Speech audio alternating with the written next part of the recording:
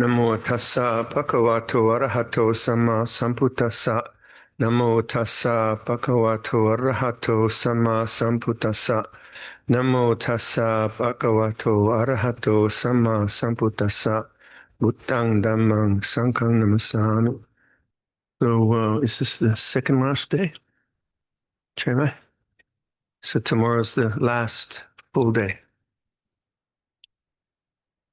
So I always have the same joke every retreat, but so if you say the last full day and you've had a bad retreat, you'll say yes. And if you say the last full day and you've had a good retreat and you're going to somewhere more complicated, you say, oh, it's a perception. The last is what it is. And that's the world. The world is like that. In any case, just nice to have some personal interviews and to hear questions. I always learn a lot from questions. But one, like this simple idea I'm trying to get across is awoken. Oh, I didn't know what I'm saying anymore. Awake mind and open heart. It's kind of quite a simple idea, but our desires and our habits and our ideals and ideas about meditation can make it very complicated. But in one of the question, one of the yogis said that they were going more to the heart because they were trying too hard this idea in awareness. And I can really understand that's very easy to kind of just be in your head and trying. So I think tomorrow morning I'll go back to that body meditation. But what sometimes happened, I don't know, it was the case with this person, but you can be kind of trying with your eyes. You're trying to see something, you're trying to see awareness, and you get a lot of pressure in the head. So the remedy to that is to know that the head is in awareness. And then you start to almost like your awareness is back here. It's kind of interesting. And I'll go through that anyway. And a lot of the questions are about Brahma Viharas and the open heart. So I guess I'll just, that was just that one piece that I wanted to share with you. But let me see what's here. There are lots of resources on loving kindness, metta bhavana. It appears much less is said about about what one should practice, karuna, mudita, upekkha, and in meditation. I just personally I don't like these like things being chopped up like that. I think it's just love. And if you um, just love, if you um, say we have a lovely relationship with an Afghani family, I've talked about them, but so as a group of Buddhist monks and lay people at Tisarana, we generally try to be kind and to everyone. So one of the ideas around the Brahma Viharas is boundlessness, limitlessness, no boundaries. And that's one of the really beautiful things about Buddhism. It's like, you want to do this, come on in. It's really quite stunning. So I, as a Farang monk in Thailand, I'm treated royally. It's really, it's just amazing. um, and I'm treated very kindly and respectfully because I'm dedicated to this life, not because I'm a Farang or I'm a Thai, or there's the kind of no national identity. So the kind of sense of boundlessness is very much a part of the nature of love. So it's not love which is particular. Love which is particular is like usually liking. And I love Kautom or something serious like that. I love my Lamborghini or So that's liking. And love is also not sentimentality. So it's not, I don't know, I was asking Yom Vibun about the word sentimentality in Thai, and we didn't come up with a good translation. But in English, sentimentality would be, uh, like seeing a cat video and thinking, oh, those cats they're so beautiful. They're so lovely. Or a little doggy video. They're so lovely. That's sentimentality. That's, and the opposite of that is cynicism. So cynicism is like, oh, there's nothing good. It's all bad. So when I say to a cynical person, have you ever tried the mantra, I love you, I've always loved you, I will always love you, he's sentimental. So the cynic thinks that love is sentimental, but love is I think in the Brahma Viharas, it's a profound aspect of freedom, isn't it? And freedom in the sense that you just like having kindness to all beings. It's just the most wonderful idea. And then I hate the cockroach or the what do you call the gecko? Jingjok. Jingjok. Well, then you just have to love the hatred, don't you? So my aversion to a cockroach or a jingjok or whatever is a kind of bounded thing, isn't it? Like it's narrow and like that's me and you, jingjok. And then you have to somehow allow that to be, and then it'll work its way out. So the heart opens. If you think that you should love all jingjokes or cockroaches or whatever, it's both unrealistic plus it's aversion. It's not love. So you have to love greed, love hatred, love delusion. But if I put it that way, then of course it sounds silly. Oh, I love hatred. I hate you. And I love greed. It's a really good one. But that's not the idea. So metta is more like acceptance, isn't it? Like openness, acceptance of the way things are. And several of the meditators are asking, like, when I meditate, it seems that awareness is love. And I think that aspect is that open respect for all consciousness and all forms of being.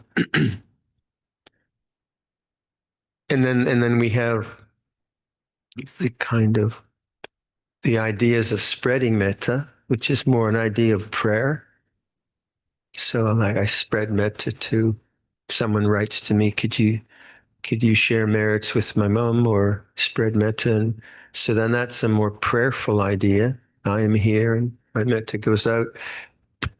I don't know if that works. I do it. So I spread metta to my brother and his daughter and so on. Don't know how that works, but what I do know is that hearing of my brother's illness, and then that brings forth, oh, how can I help? Oh, that sounds painful. Oh, so I empathize. I feel deeply for humanity, my brother, whoever. I feel their suffering, and then I try to do something about it if I can. So compassion, karuna, is just another part of love. It's not. It's not different. It's just its activity is appropriate to context, like I was saying yesterday. Um, so that Afghani family, we were contacted about a family of doctors who were refugees, and a friend gave a circular letter, and we have funds for helping people. And we thought, oh, great, this would be nice. So there's the kindness, and then, oh, here's an opportunity to help, the compassion. And then we helped. And then the mudita part was like the story I told where Venerable Amir Siri was doing a retreat in Toronto, and there was an Afghani food store there. And then he said, well, why don't we try to get some food for the Afghanis? And the retreat uh, organizer said, yeah, yeah, let's go. And they went to Scarborough and got the food and about $900 of food. I heard that's a lot of food. And then they brought it to the family, and it was Eid after Ramadan. You wouldn't believe it. And there was all Afghani food. They were so happy. They were just so happy. But like I said, I think I was happier. And that's mudita. You see some kind of joyous expression in another person. You say, yeah, good on you. It's the opposite of jealousy. And that's natural, right? That's just natural when your heart's not just consumed with your own self-image, whatever it is. And then upekkha is also, I think, an aspect of love, but it's the acceptance of just the larger nature of life, that life has suffering, life has pain, life has loss, life has cancer. And to not to be conceited, to think that somehow I'm going to get out of it or that my family can get out of it. We're all in it. And that peacefulness, I think, is a loving peacefulness. It's not a cold, indifferent peacefulness, but it is acceptance. That's the hardest one in family. Uh, and I think I often tell the story about my mom. So um, I I always apologize for my stories because they only have a certain set of stories, and I say that I see the same good people for retreats. But anyway, this is my story. Um, so my mother would suffer from osteoarthritis, and she was taking um, pretty heavy painkillers. But even through that, some mornings I'd say, "Whoa, she's really suffering." And because she knew I would worry, uh, she would try to cover it up. And then I would try to cover it up too. So here's like mother's like really suffering. Oh, hello. And the son saying, oh, you look great today. Uh, and I wanted her not to suffer, which is natural, but that's not compassion. Compassion is plugging in, isn't it? It's like empathy, feeling another person's suffering. And obviously, I don't want them to suffer, but that's extra. That comes after. So my compassion and then my desire was for my mom not to suffer. But she was 97 years old when she died, and she had a small little body, and she had osteoarthritis plus other stuff. So, and she wasn't asking to not suffer. Isn't it like saying, this isn't fair? She's a tough lady and could endure a lot. It just, she could endure it. So I saw that the problem wasn't her suffering, it was my wanting. And it's not a bad wanting, but it was still wanting. And then when I figured that, I saw, no, she's got her karma. Yeah. She's all right. She knows I'm here. She knows we're doing everything we can. And then I got much more relaxed. And I think she suffered less than from my wanting her not to suffer. And I certainly, so that was a good lesson in upekkha, that you can have compassion for someone, but if the someone's situation is such that they're just going to have to go through something difficult, you bear witness with them and you allow them to go through that in whatever way they have to go through it. You're not deserting them, but you're not kind of fussing over them because of your own. That gets in the way. My own desire for you not to suffer gets in the way of your suffering. Will you just let me suffer, please? We just want to get on with this. No, don't suffer. Don't suffer. Are you okay? Are you okay?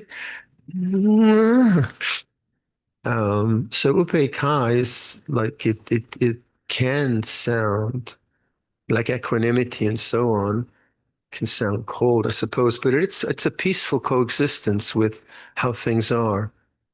And that's quite often what I write to people if they're going through something like this. I hope you can go through this with grace.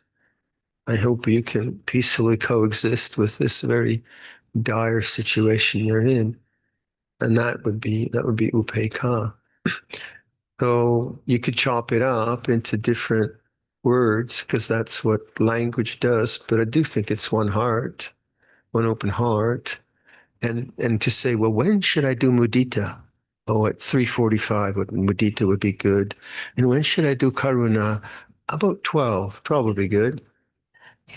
Come on. So then it doesn't compute. So obviously we do have formal practices where we encourage that, and those are lovely. And I think your teacher, Dhammasami, yeah, he sounds to be very skillful in the offerings he has. Like I think the last retreat you did was mudita. So I felt that's very, very skillful. I've never quite done it in that particular way. I've just found that if I go to the heart and open the heart and understand what that is and understand what that isn't, when the heart's closed with fear, anger, that seems to be my pathway for that understanding. But the formal ways of raising the heart into mudita would be um, thinking about your loved ones and the success they have, the beauty they have, the qualities they have, that kind of a thing. It just seemed like one thing. And so when the heart's open, I think it responds in that way. And then and what hopefully what awareness does, it it gets you in a space where you're not preoccupied with life's wherever. You have some space and then the heart can open. But if you're just always like if you're always if I'm always caught up in say self-criticism, then that's the bandwidth is full. Can't really open the heart. But if I notice that, oh, there's self-criticism, oh yeah, yeah, may I be well and happy. Oh, hi, self-criticism. Haven't seen you for an hour. And the heart relaxes. You have more space. So the Brahma Viharas are a beautiful, beautiful teaching, but there is that aspect of boundlessness, unbounded, boundless, abundant, that kind of idea. And then if you think about that idea, then it's just the way that like an open mind is boundless. It's not like some of the readings we had. It's not like chopping things up. Intellect chops things up. Analysis chops things up. Um, Engineering chops things up. That's necessary. And cooks chop things up. So that's the way it works. And that's fine. But there is a dimension of consciousness where it's bigger than the bits, bigger than the big or the small, because awareness knows big and small. Awareness knows um, black and white. Awareness knows love and hate. So the love that when we talk about the love of open consciousness, it's not the opposite of hate. It's a different kind of thing. It's the love which knows hate is something that arises and ceases, and then which knows liking and disliking. So it's always a sense of boundlessness. So you could see how reference to the open mind or the open heart are kind of in the same territory, boundless, open, that kind of thing. No one's asked me for a lottery number yet. It's been a really good year. Now tomorrow it'll come.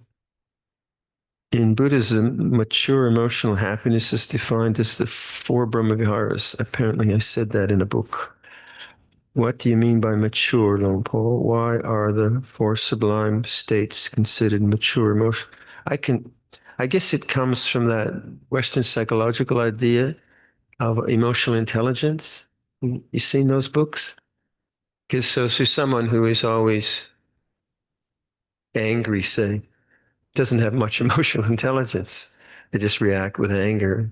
Or someone who is just very insensitive and whatever, there isn't emotional intelligence. They're not. So to me, when I think about maturity, I think when the mind begins to be freed from its self-obsessions, its need for self-gratification, selfishness, basically, then that to me is a maturity. And that maturity is silence, openness, and open heart. And then the way we might define that is through the Brahma Viharas. So it's my own kind of sense of what emotional intelligence would be. It's quite an interesting phrase. They use it a lot in Western psychology, emotional intelligence. So someone might be intellectually intelligent, but be very easily hurt, jealous of other people's success, uh, insecure, all kinds of things could be going on, although they might have a PhD in astrophysics. I hope I'm not disparaging any PhDs in astrophysics that are here now. It's just kind of an example. And I think we've all seen that. We've seen people who are in positions of authority who can act really childish sometimes, right? Because they're frightened and they're insecure or they're into manipulating. So that would be lack of intelligence emotionally. It's kind of a good phrase. When is contemplation not thinking? When is contemplation? Well, for me, contemplation is the taking some aspect of my curiosity and then applying it to life in a way that I observe from silence. So if you take the Four Noble Truths, and let's say like Vibhava Tanha, and Luangpor Viradhammo says to me, no, it's not the fear, it's the wanting to get rid of the fear. That's the problem. Okay, so he raises the contemplative theme for me, this desire to get rid of fear. Now, although I can intellectually understand that, I'm so, in the past, of course, I'm so embedded in this habit, it's quick, I don't see it. So then I raise the question, okay, teacher says the problem is not fear, it's the not wanting a fear. So I introduce that into my mind. And then I start to watch fear with that as a background. So it's, I would call it maybe Dhamma Vijaya, where you're investing in the Dhamma. But if I'm always just thinking about my fears, then I'm not aware of fear. And I'm not aware of this extra bit, which is habitually my reaction to the fear. So then I ask, what's the desire here? So maybe like I'm going back 40 years. So I'm okay now, honest. But let's say I have to come into this retreat and I have to give a talk, and I'm sitting in my room and I'm thinking, I don't want to do this. What am I going to say? Oh, they're all looking at me and they fed me and so on. So I'm afraid. And that anxiety isn't something that is mine. I'm not sitting there in my room doing anxiety. Anxiety is doing me more, isn't it? It's just arising because of my childhood or whatever it is. And then I'm trying to get rid of it. So I'm going to say this and I'm going to say that, then I'm going to say that, and I'll take my book, but I'm not looking at the fear. And then my teacher says, no, you have to make conscious fear. Make conscious fear. And then you have to look at your desire to get rid of the fear. So then I'm sitting there before the talk, and I'm certainly feeling fear. And then what's the desire? And then there's the quiet attention. The quiet attention, where is it? And then some insight around that. What's the problem here? It's the fear. No. It's the desire. Where is it? Such like. So it is in the thinking analytical process, but it's just getting you to look, and each of us will have our own problems we're dealing with or interests, but it really is from a silent perspective rather than from an analytical perspective. Like if I ask you, I like in these meditations, I say, listen to sound, feel your body. Listen to sound, feel your body. What's different? What's not different? What's unchanging? So that's a contemplative question. And then it's up to you to then observe. So hopefully you do it in silence. You listen, you feel, there's the knowing. Or you think about it. What does he mean? What is the difference? I can't see any difference. I mean, I just seriously, and so you're not looking because you're thinking.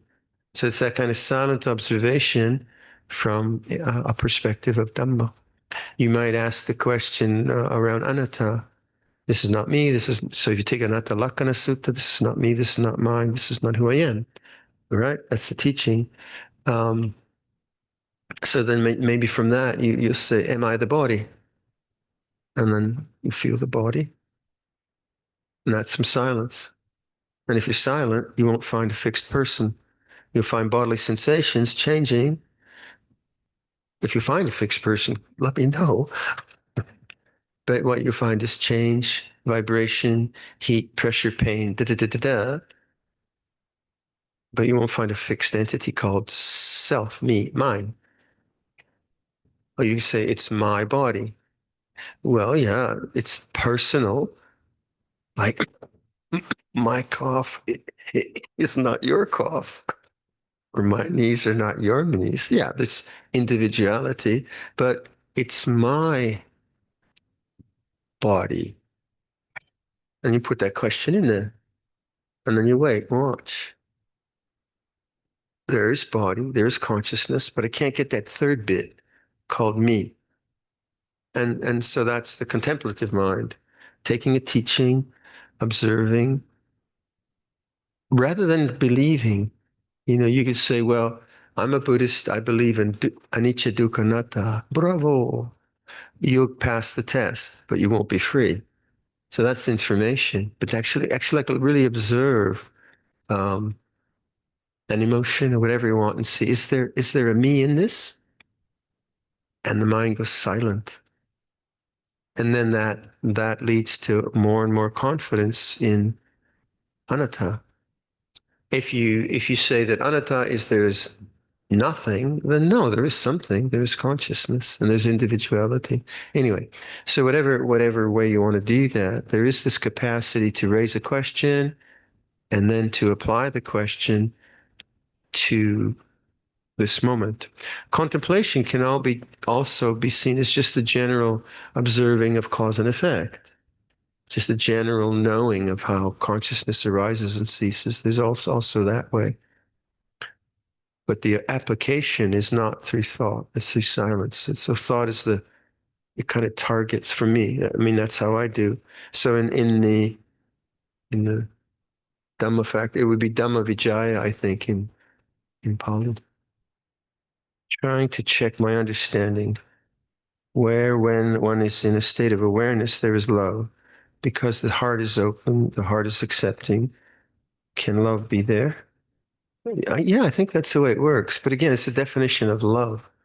I do. Again, it's not so specifically laid out in Theravada Buddhism, but people keep reporting that. And if the difficulty with the word love is it's like can be like I like this and that. It's about objects, but this is trying to realize a kind of transcendent knowing and acceptance and uh, large abiding and openness. So I would say go for that. Go for that, but don't take a position with these things. Just say, well, that intuitively that feels right, and then see where it takes you. While sitting, I have silence, and at the same time, I know the wind flows through to my body as awareness. How could I define it? Is awareness or my thought? Please elaborate more. My Kojai. I'm not sure what this means. Maybe the person could rewrite it for tomorrow. While sitting, I have the silent, and at this obviously this, and at the same time, I know the wind flow to my body as awareness.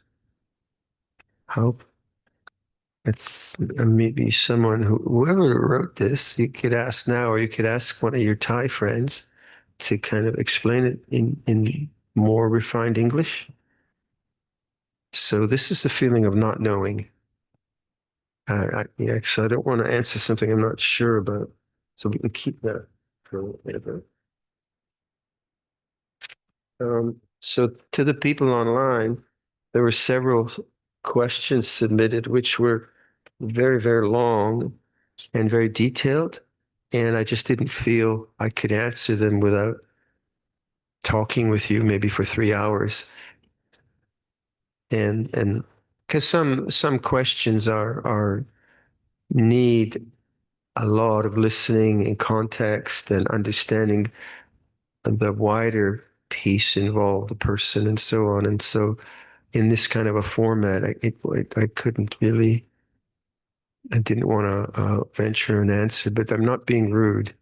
It's just that um, I think answering questions, sometimes they can be fairly straightforward, but sometimes the the monk or whoever has to really dig in and try to understand this person. Where are you coming from? Why are you thinking this way? And what is really the issue here? Because quite often there's something behind the question. So sometimes, like I think in therapy, they say someone will ask a question, and you'll say, "Well, what's the statement?" And there's that kind of rapport. So my apologies for not answering everything. Um, could you please share some reflection on the balance between self-reliance and reliance on Kalyanamitta? Reliance on Kalyanamitta is comforting and uplifts the mind right away, but I do see the risk of attachment and dukkha ensuing separation. Take the risk. Go for it. If you got a friend, just value it and get two friends.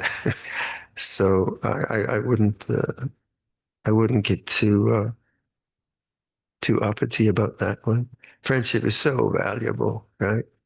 Friendship and friendship takes a lot of work to cultivate and hold on to. So um, and what is a good friend? A good friend is one that doesn't support your delusions. Someone who supports your delusions. I hate this and I hate that. I hate this and I hate that. Yeah, you're right. That's not a friend. Right? Friend would say, "Oh, and how does it feel to hate?" A person that was also maybe not a good Kalyanamitta would lecture you on hatred. You should have loving kindness. You shouldn't hate. The Buddha said. So that's not really a friend either. That's just someone who's domineering. So a friend listens first, but then tries to guide the person to Dhamma rather than ego. Um, a friend is one who shares secrets. That's an interesting part of Kalyanamitta. So if I have my troubles and I tell them that you're willing to share your troubles with me, not just one-sided.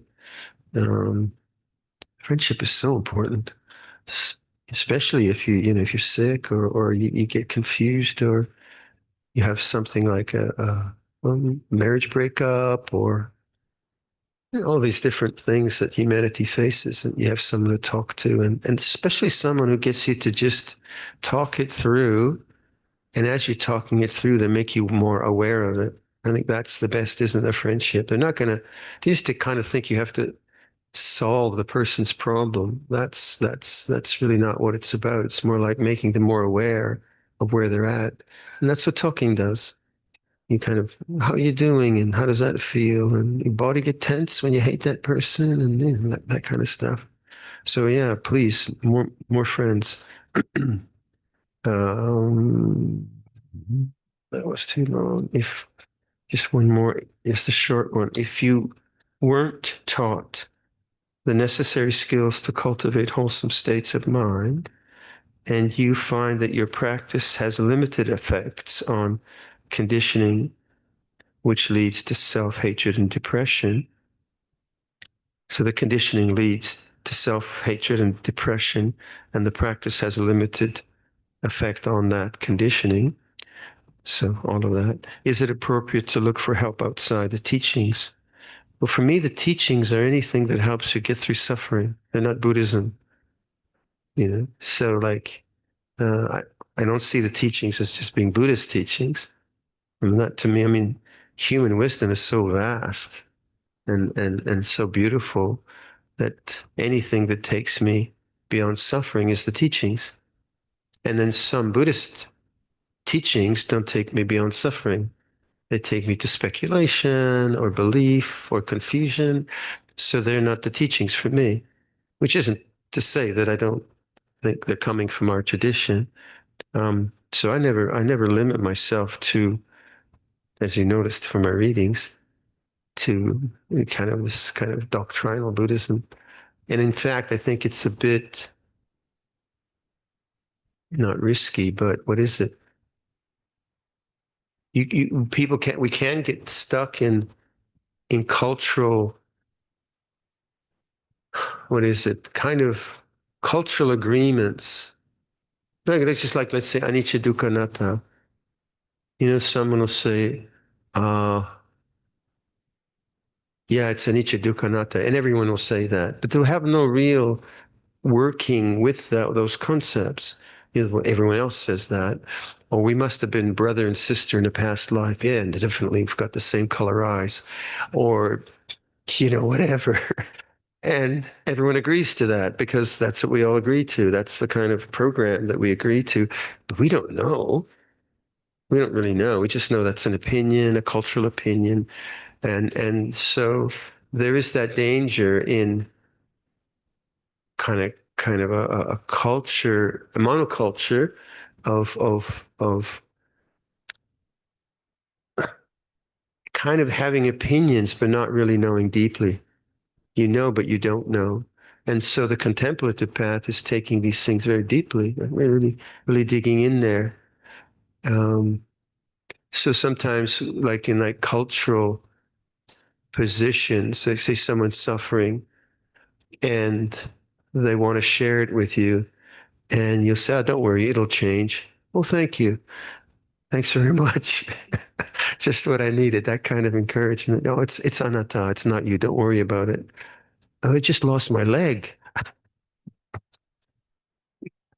So that, can be dismissive and oh, it's just your karma. Yeah, don't make it a problem. Thanks. Yeah, I'll definitely talk with you the next time. So that's usually um, kind of insensitivity, isn't it? Cultural insensitivities. But if you're listening to a person, then you're not, or like preaching. Preaching is that, isn't it? Isn't it something, nothing more boring than someone giving you a Buddhist lecture? Blah, blah, blah, blah. It's all anicca. Don't make it a problem. Let go. Yeah, but I just lost my leg. So, and like Kalyanamitta, contemplative is sensitive to the need of the person rather than just preaching dogma, because that's what one does, and one is a Buddhist. And then you couch your offering, sharing with the person according to their need rather than according to your opinion. And that takes time.